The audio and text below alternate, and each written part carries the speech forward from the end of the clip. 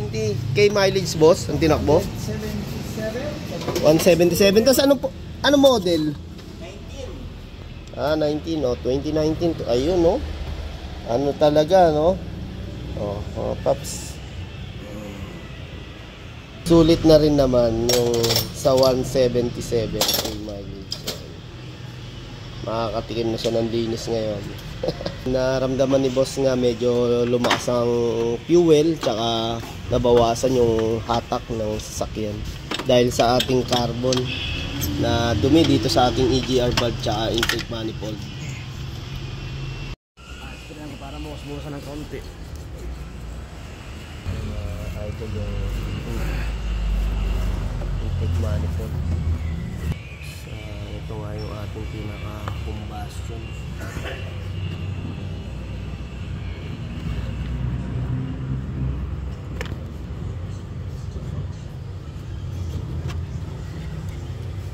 Matigas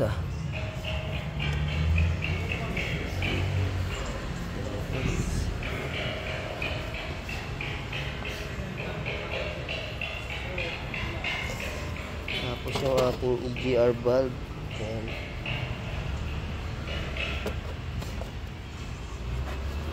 Sa ating EGR cooler. Ayan. Okay. Ito nga mga paps, naka ilang spray na tayo dito. Ayan.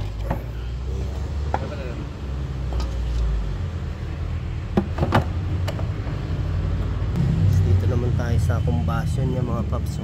Isang butas pa lang yung sinusungkit natin na yan. Sa 177k mileage. Ano po.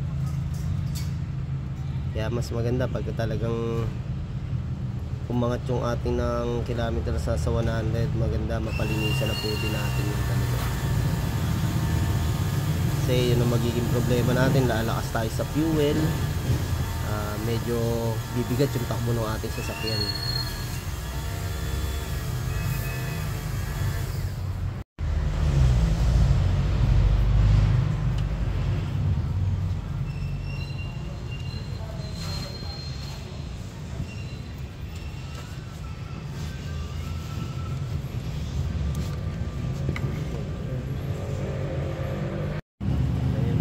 So, ganyan karami talaga yung carbon na makukuha natin sa loob niyan.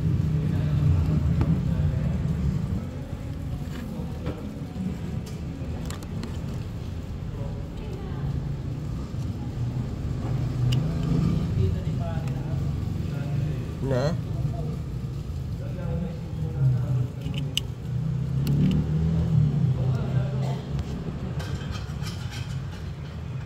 Kaya ito mga idol, kaya talaga nililinis natin to ng matagal para nga lahat matanggal natin yung mga carbon.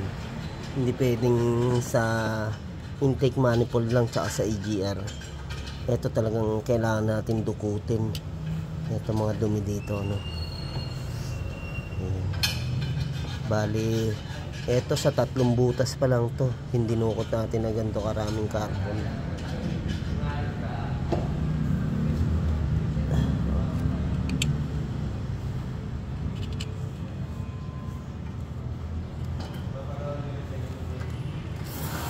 Kaya ayaw ko maramdaman nyo talagang medyo nabawasan yung hatak ng sasakyan. Ito palinis nyo na agad tong EGR valve. Yan. Pwede po tayo rito schedule po pag magpapalinis po kayo, kasi maghapon po natin ginagawa to. Ayan. Lalo to sa mga 2016 model pataas yan, mas matagal ang linisan yan. Kung yung D4D is 3 hours lang, ito nag 8 hours tayo dito mga idol.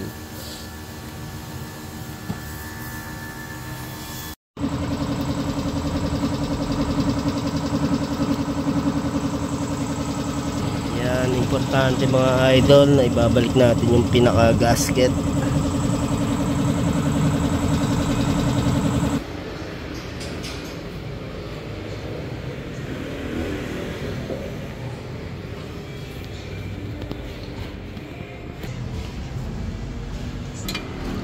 Yung kabila.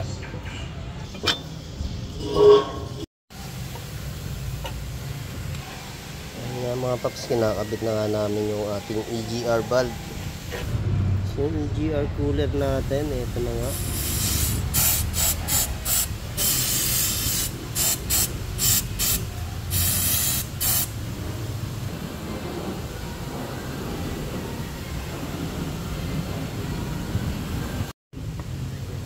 Okay mga paps, ito na yung throttle natin, no? Binabaran muna natin yan. Talagang kailangan natin linisin maigi. Okay, ito na nga mga paps, konti na lang yung ating ikakabit, no? Yan, nalinisan na rin natin yung mga hose tsaka to yan, pati base ng fuel filter. Gumamit tayo ng Toyota Genuine. Yun, kapit na yung ating pinaka-throttle. Makakabawi na naman si boss nito, titipid sa diesel eh. Mag-iipon uli yung bawing ipon para may pampagawa uli sa susunod. Ay, okay.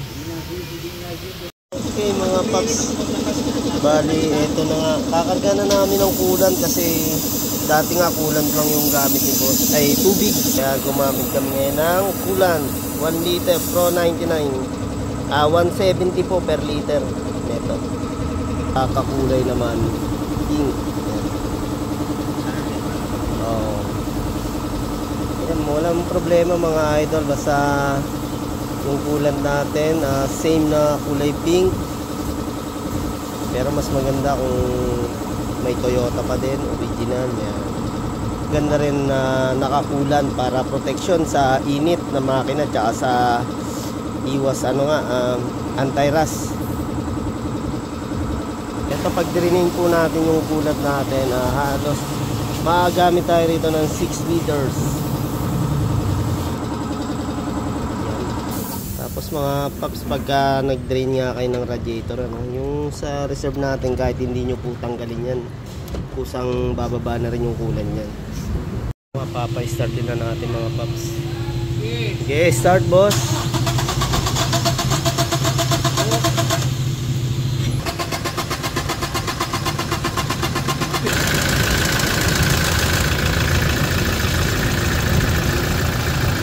Ayun mga paps, natapos na namin yung Toyota Innova. 5 PM, sinimulan namin ng alas 9.